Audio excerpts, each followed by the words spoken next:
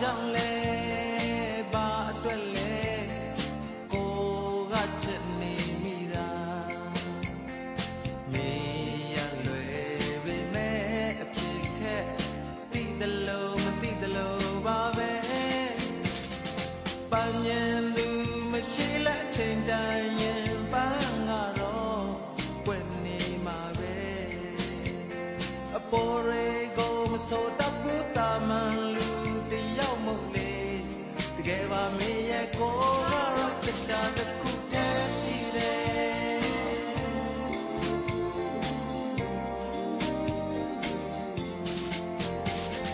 ဘယ်လောက်လဲဘယ်အထိလဲကိုကချစ်နေရတာမေးရလွယ်ပေမဲ့အဖြစ်ခက်သိတယ်လို့မသိတယ်လို့ပါပဲပင်လေဘလောက်ကြီးကြီးအိုင်ငယ်ဘလောက်သေးသေးရေချင်းတော့တူ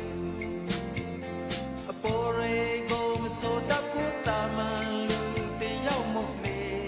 တကယ်ပါမင်းရဲ့ကိုကတော့ချစ်တာတစ်ခုတည်းသိတယ်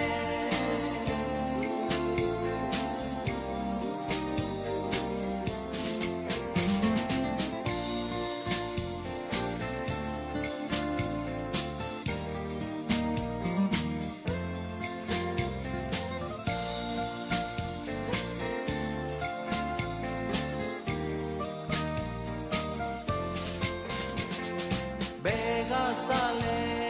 ဘယ်မှာဆုံးလဲကိုကချက်နေမိတာအဲ့တော့ကျွန်တော်တို့ဒီဗီဒီယိုလေးမှာဗီဒီယို Spark AI မှာပေါ့နော် MTV ဗီဒီယိုတွေ MTV creation တွေဘယ်လိုလုပ်လို့ရလဲဆိုတာလေးကိုပြပေးမှာဖြစ်တယ်။ Okay အဲ့တော့ကျွန်တော်တို့เนาะစပြီးတော့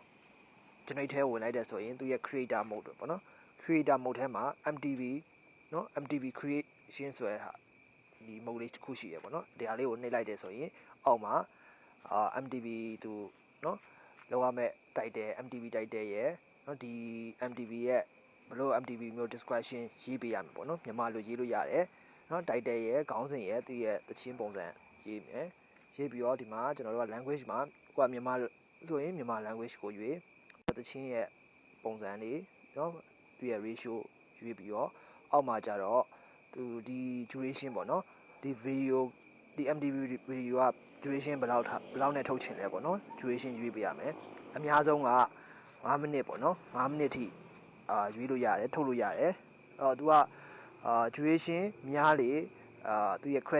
credit cost ကပိုများလေပေါ့နော်အောက်မှာသူ duration ဘယ်လောက်ကိုထုတ်ချင်တဲ့ duration ဘယ်လောက်ဆိုရင် credit ဘယ်လောက်ကျမလဲဆိုတာကိုเนาะကြည့်လို့ရတယ်ပြပေးထားတယ်ပေါ့နော် Okay duration ရွေးပြီဆိုရင်ကျွန်တော်တို့ကကိုကเนาะ character ပေါ့နော်ဟို character ဒါမှမဟုတ်ကိုယ့်ရဲ့တခြင်းပေါ့နော်ဟိုမှာကိုပိုင်တခြင်းဖန်တီးပြီးသားရှိရဆိုရင်ကိုယ့်ရဲ့တခြင်းကိုအလုပ်เนาะတင်ပြီးတော့ထုတ်လို့ရတယ်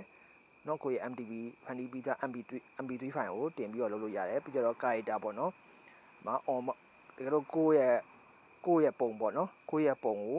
အသုံးပြုခြင်းနဲ့ဒီ MTV တခြင်းမှာ character တွေအပြင်မှာရှိတဲ့တကယ်လူအစ်စ်တွေရဲ့ပုံသုံးခြင်းနဲ့ဆိုရင်เนาะထည့်ပြီးတော့เนาะ character ပုံတွေထည့်ပြီးတော့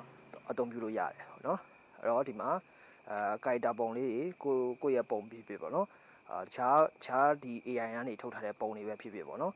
character ပုံတွေထည့်ပြီးတော့သူတို့ရဲ့ character name လေးတွေပေါ့နော် character name လေးတွေကိုပေးလိုက်เนาะ character name ကိုပေးပြီးတော့ဒီ character name တွေကိုကျွန်တော်တို့ကခုနကအပေါ်မှာเนาะ sound ဒီ MTV description မှာဒီထည့်ပြီးတော့ရေးပေးလို့ရပါပေါ့နော်ဒီမေကနေပြီးတော့ဒီဥယျာဉ်မူတွေကဘယ်လိုဖြစ်တယ်ပေါ့နော်ဒီလိုလေးကို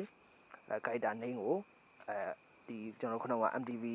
description မှာရေးတုန်းက character တွေရဲ့နာမည်အတိုင်းပဲပေးရမှာပေါ့နော်အပေါ်မှာဆိုရင်ကျွန်တော်တို့ကဒီမှာဆိုတချင်းတွေအတိုင်းပဲပေါ့နော်ဒီမေဆိုတဲ့ကောင်မလေးကိုเนาะဒီဥယျာဉ်မူကရမ်းချစ်တယ်ဆိုရက်เนาะအချစ်တချင်းလေးပေါ့နော်ဒါက sign ထီးဆိုင်ရဲ့နမူနာအနေနဲ့ကျွန်တော်တို့က sign ထီးဆိုင်ရဲ့တချင်းကို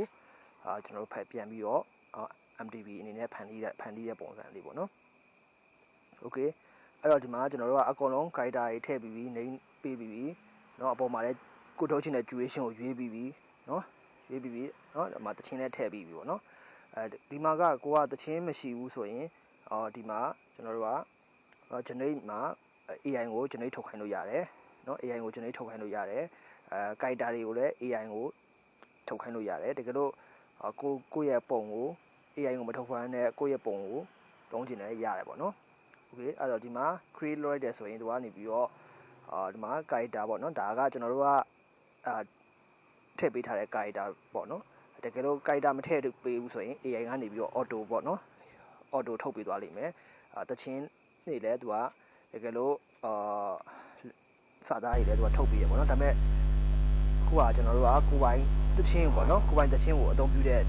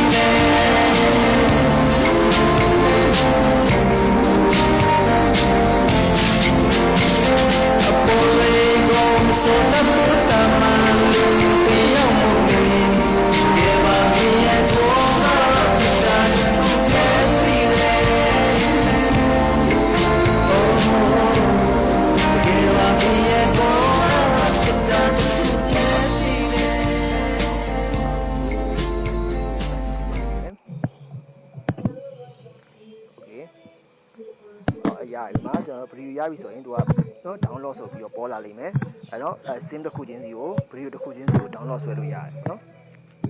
โอเคအဲ့တော့ဗီဒီယိုတွေအကုန်လုံးထွက်လာပြီဆိုရင်ဒီဗီဒီယိုတွေကို match video ဆိုပြီးတော့เนาะအကုန်လုံးကိုဒါပေါင်းလိုက်ပါဦးเนาะ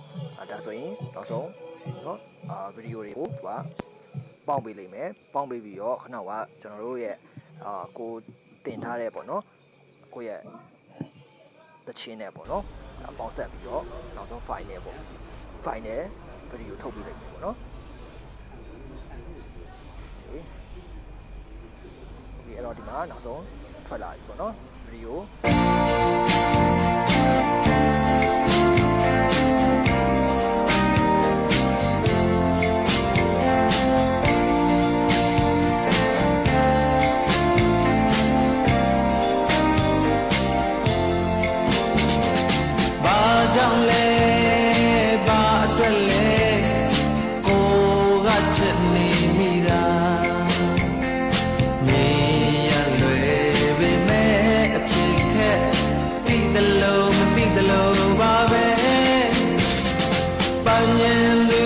ရှိလက်ချိန်တိုင်းရင်ပန်းလာတော့ပွင့်နေမှာပဲအပေါ်တွေကိုမစိုးတတ်ဘူးတာမန်လူတယောက်မဟုတ်လေတကယ်ပါမင်းရဲ့ကိုယ်ကချစ်တာတစ်ခုတည်းရှိတယ်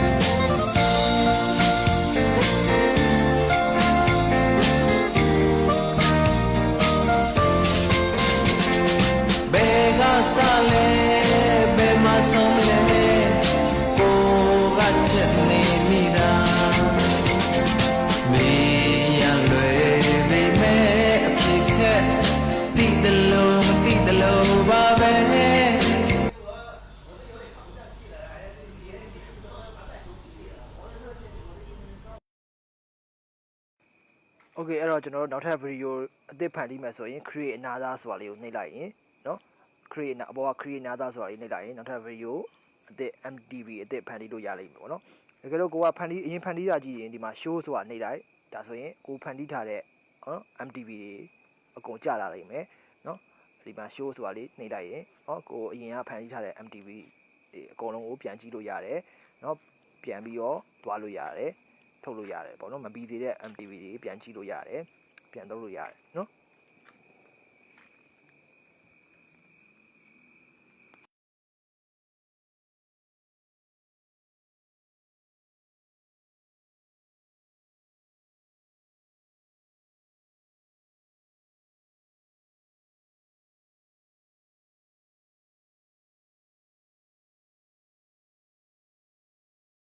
TV တွေထုတ်ဖို့အတွက်เนาะ credit တွေကျွန်တော်ဝယ်လို့ရတယ်ပေါ့เนาะအပေါ်မှာ credit ဝယ်ရန်ဆိုတာလေးကိုနှိပ်ပြီးတော့เนาะကိုစိတ်ကြိုက်เนาะ credit လိုအပ်တဲ့လောက်เนาะဝယ်ထုတ်လို့ရတယ်เนาะ credit ဝယ်ရန်ဆိုရခလို့လေးရှိရအပေါ်မှာเนาะဒီကိုနှိပ်ပြီးတော့ကိုစိတ်ကြိုက် credit တွေဝယ်လို့ထုတ်လို့ရတယ်